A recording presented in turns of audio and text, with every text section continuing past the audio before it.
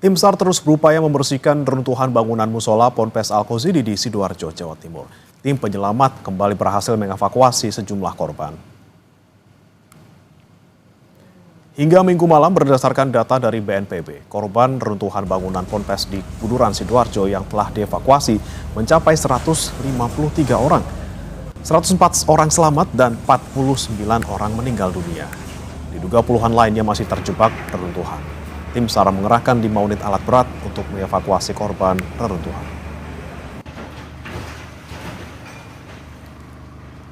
Sesuai dengan data dari 167 yang sudah terevakuasi ada 40, sehingga masih ada sekitar 20 orang lagi yang belum terevakuasi. Dari 40 jenazah yang sudah kita temukan, 8 sudah teridentifikasi, kemudian masih ada 32 orang lagi yang belum teridentifikasi. Sesuai dengan yang disampaikan oleh DVI bahwa proses ini memakan waktu paling cepat 3 hari. Untuk mengetahui perkembangan terkini evakuasi korban Ponpes ambruk, kita sudah terhubung dengan jurnalis Kompas TV, Arif Hidayat, dan juru kamera Dika Pratama di TKP di Sidoarjo, Jawa Timur.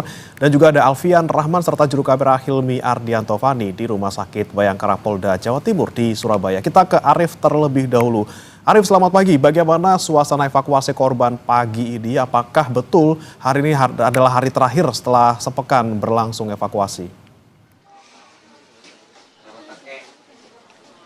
Selamat pagi, Bremana dan saudara. Benar sekali, di hari ke-8 pasca runtuhnya bangunan pesantren Al-Kozidi di Buduran, Sidoarjo ini, proses pembersihan atau evakuasi puing reruntuhan ini masih terus dilakukan dengan mengerahkan sejumlah alat berat. Puluhan korban telah ditemukan meninggal, tim SAR dan seluruh personel yang setelah 8 hari ini berjibaku membersihkan puing-puing dan menjadi korban di lokasi runtuhnya pondok pesantren Al-Kozidi ini masih terus bekerja. Apa saja yang akan dilakukan hari ini dan apa targetnya, karena memang puing reruntuhan ini tinggal 20% begitu. Saat ini saya sudah bersama dengan Bapak Nanang Sigit, Kepala Kantor SAR Surabaya. Selamat pagi, Pak Nanang. Ini sudah di hari ke-8, masih semangat ya Pak ya? Iya, selamat pagi ya. Agenda hari ini apa dan targetnya bagaimana Pak? Ya, untuk agenda hari ini sendiri tentunya kalau untuk proses masih sama seperti kemarin-kemarin, yaitu dengan menggunakan alat berat untuk menyingkirkan beberapa material bangunan yang masih ada, dan tentunya kami juga masih melaksanakan kemudian memonitor kemungkinan ada dan tidaknya korban ya yang masih di bawah reruntuhan tersebut. Jika kemudian menggunakan ekskavator itu memindahkan material kemudian terlihat ada korban yang ada di situ, baru kami akan mengakses masuk untuk melaksanakan evakuasi, tentunya dengan cara manual ataupun menggunakan peralatan-peralatan ekstrikasi. Ini materialnya kan tinggal 20% Pak, apa kesulitannya begitu? Ya, untuk material memang tinggal 20%, atau mungkin tahap kali ini mungkin saya lebih menyebutnya mungkin lebih ke cleaning up ya. Jadi yang kemudian menjadi kesulitan sebenarnya adalah dari bangunan itu sendiri, bahwa material bangunan yang tinggal 20% itu terdapat kolom-kolom betonan yang posisinya miring dan masih menyangkut atau tergabung dengan bangunan yang ada di sebelahnya yang kondisi bangunan masih utuh. Tentunya itu perlu proses bagaimana menyingkirkan kolom bangunan yang runtuh ini tapi tidak mengganggu bangunan yang sebelahnya, dan tentunya bisa aman seperti itu. Pak, kira-kira kapan nih target hari terakhir pencarian dan evakuasi? Secara teknis saya berharap bahwa hari ini bisa diselesaikan. Terima kasih Pak Nanang Sigit, Kepala Kantor SAR Surabaya. telah bersama kami.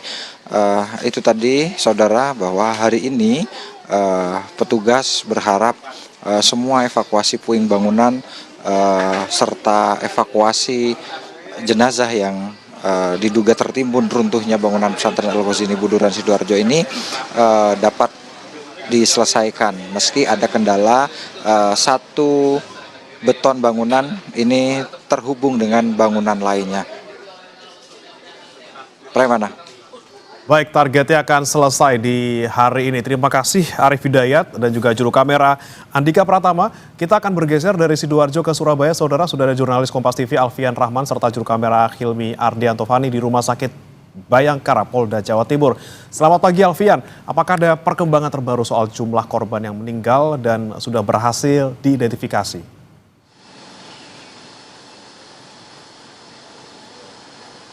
Ya, selamat pagi Bremana dan juga saudara. Perkembangan atau informasi terkini per pagi ini atau hari ke-8 proses evakuasi dan pencarian korban di Rumah Sakit Bayangkara Surabaya, Rumah Sakit Bayangkara Polda Jawa Timur sendiri menerima atau kedatangan 40 ambulan begitu yang membawa kantong jenazah.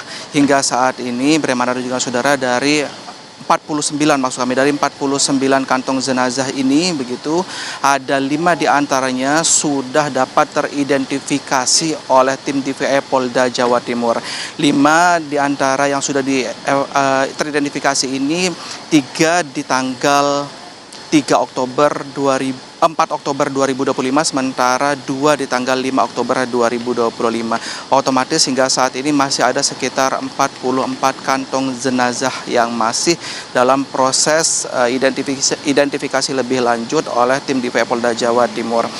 Sementara itu untuk sampel DNA ini kami dapatkan informasi dari posko postmortem yang ada di Rumah Sakit Bayangkara Surabaya sendiri. 49 sampel DNA ini memang sudah dikirim oleh tim DVI Polda Jawa Timur ke Pusdokes Mabes Polri yang ada di Cipinang, Jakarta Timur untuk proses pencocokan data dari data yang dimiliki oleh korban dengan data yang dimiliki oleh keluarga korban. Untuk prosesnya sendiri memakan waktu hingga 2 atau sampai 3 minggu.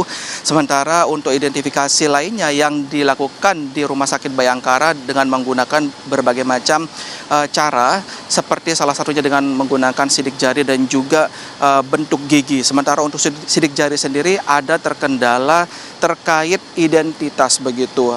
Bremana dan juga saudara, seperti yang kita ketahui sebagian besar dari korban meninggal dunia yang ada di TKP ini merupakan korban anak-anak di bawah umur yang otomatis belum memiliki kartu tanda penduduk atau KTP. Oleh sebab itu, posko antemortem meminta keluarga untuk melengkapinya dengan data lain seperti data dari ijazah dan juga raport. Dan ini masih berlanjut, kami juga masih menunggu informasi perkembangan pada hari ini. Bagaimana? Baik, dari 49 kantong jenazah sudah ada 5 yang teridentifikasi. Terima kasih Alfian Rahman dan Hilmi Ardianto Fani dari Rumah Sakit Bayangkara Polda Jatim. Dan juga sebelumnya ada Arief Hidayat dan juga Andika Pratama dari lokasi ambruknya Ponpes di Sidoarjo, Jawa Timur. Selamat bertugas kembali.